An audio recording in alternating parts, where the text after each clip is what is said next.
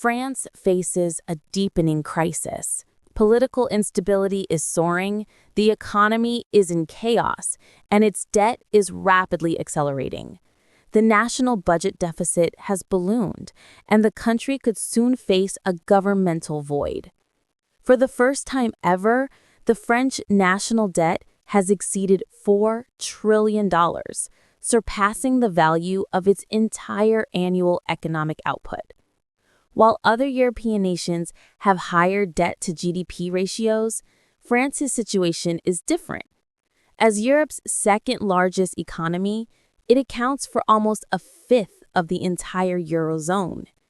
Any failure to manage its debt would send a catastrophic shockwave far beyond its borders, rippling across Europe. The warning signs have been present for decades. France has not concluded a single year with a budget surplus for over half a century. 51 straight years of outspending its income. Every government has simply covered the shortfall through continuous borrowing. This level of expenditure is unsustainable, yet every effort to reform the system triggers widespread civil disorder. Since the 1970s, older generations have seen stronger wage increases than younger workers. Now, for the first time in its history, the money paid out to retirees and pensions exceeds the total wages earned by the working population. Despite this stark reality, political action remains paralyzed. Proposals for spending cuts, tax hikes, or structural reforms are routinely introduced and quickly abandoned. The cycle repeats. A government is elected, it proposes changes, opposition erupts, the government falls, and the process restarts. All the while, France's debt escalates by thousands of euros every single second. The question now is, what happens if this trajectory continues? Should France lose control of its finances, the rest of Europe may be compelled to intervene, a scenario that would jeopardize the stability of the entire Eurozone. For the majority of the last century, France was a paradigm of affluence.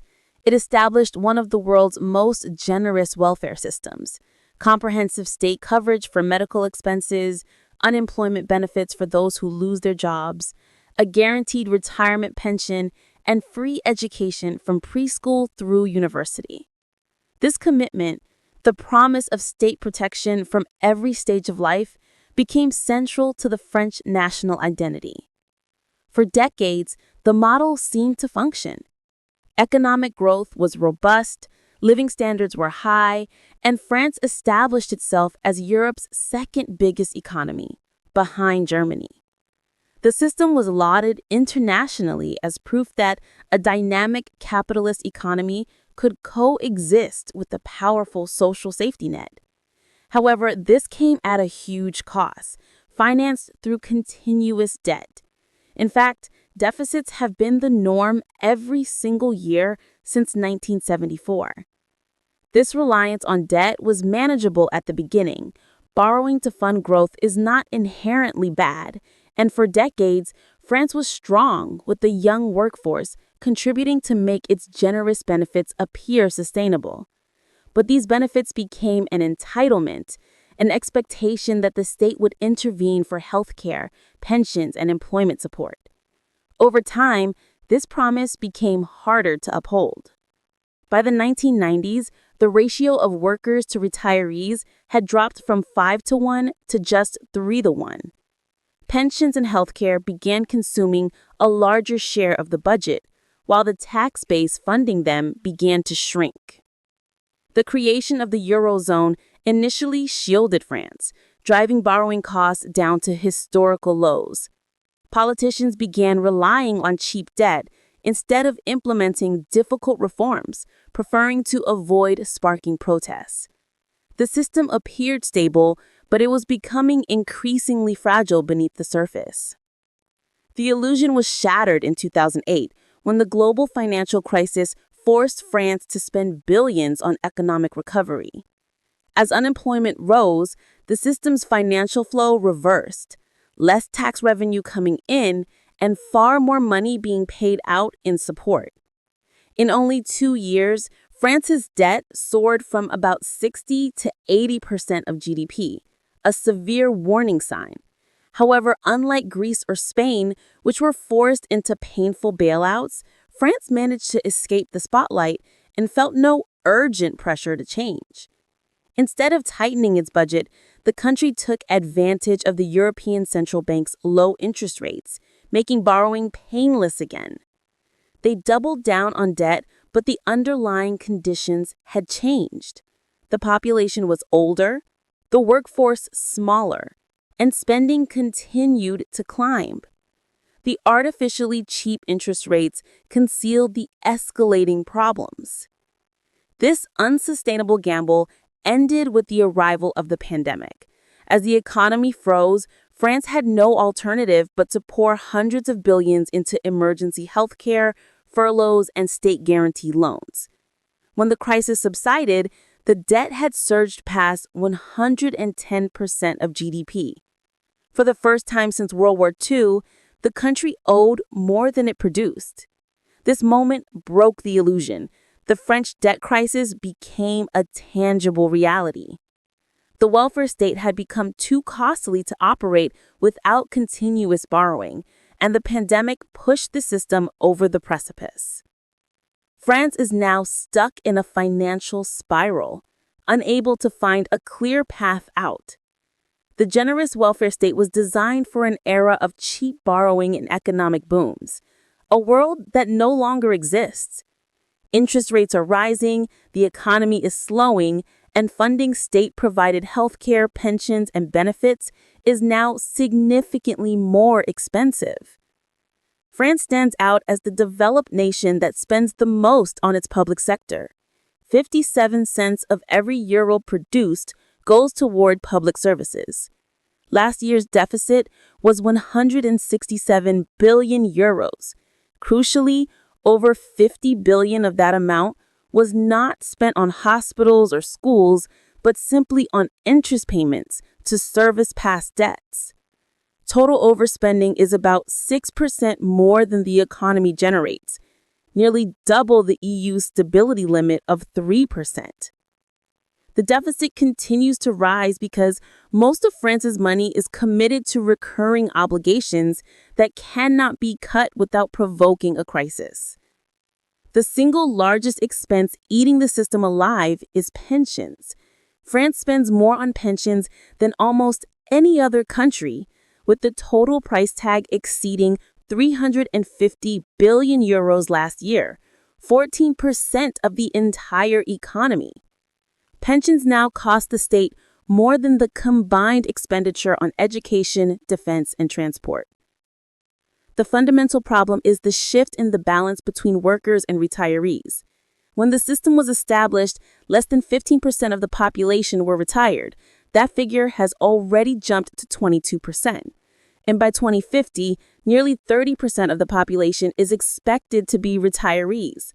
Furthermore, the average French citizen lives nearly 11 years longer than they did 50 years ago, requiring a decade more of pension checks and healthcare and support than the system was designed to handle.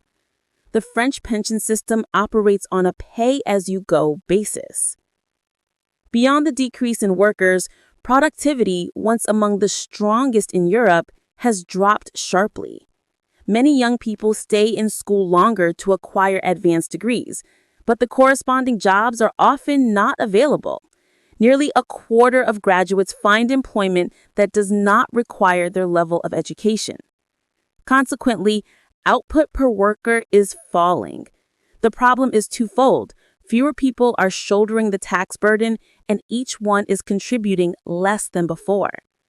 Economists, investors, and the government are fully aware that the current system is unsustainable. Yet every reform attempt leads to national upheaval. In 2023, President Macron's modest pension reform, raising the retirement age from 62 to 64, compared to 66 in the US and 67 in Germany and Italy, led to over 3 million people protesting in a single day. Strikes paralyzed transportation, garbage piled up in Paris, and the unrest persisted for weeks.